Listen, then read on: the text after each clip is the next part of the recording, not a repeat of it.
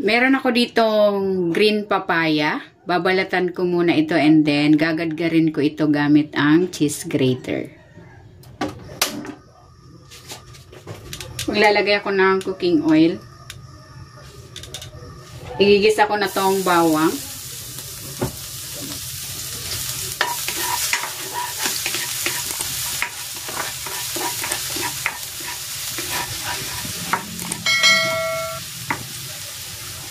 At ang sibuyas.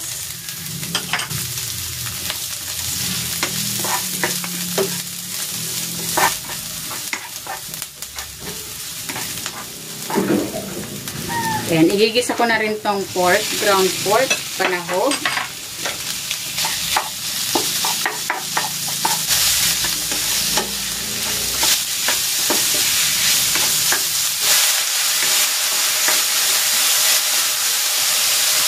Titimplahan ko ito ng asin, paminta. Pwede kayong maglagay dito ng mga pampalasa of your choice. At maglalagay din ako ng oyster sauce.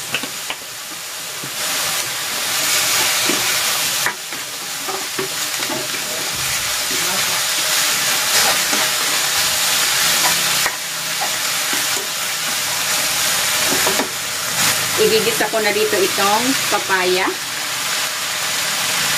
At maglalagay din ako ng carrots.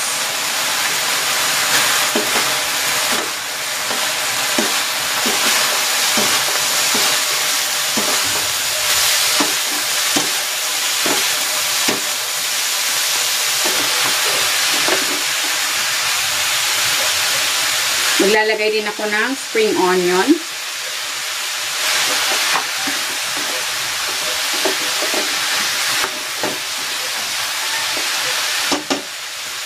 Ayan, okay na ito. Hahanguin ko na ito and then papalamigin ko muna bago ko babalutin. Ayan, magbabalot na ako. Gagamit ako dito ng spring roll wrapper. Yung papaya mixture, nilagay ko sa colander para ma-drain yung excess water. Para hindi lumambot yung ating wrapper, hindi mababasa. And then, maglalagay na ako dito ng papaya mixture. Balutin na natin. Fold natin yung dulo.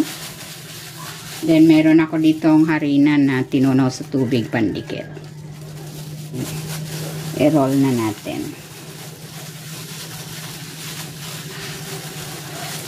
Ayan, ganyan lang.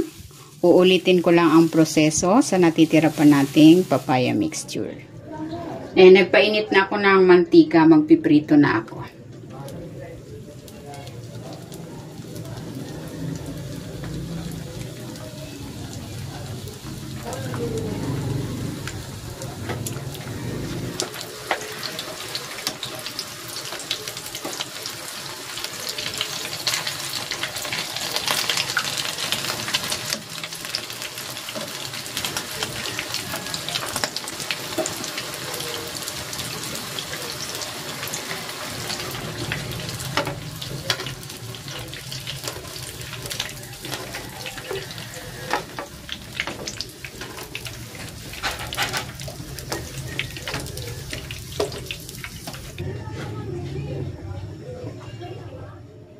Ito na, ready na itong ating lumpiang papaya.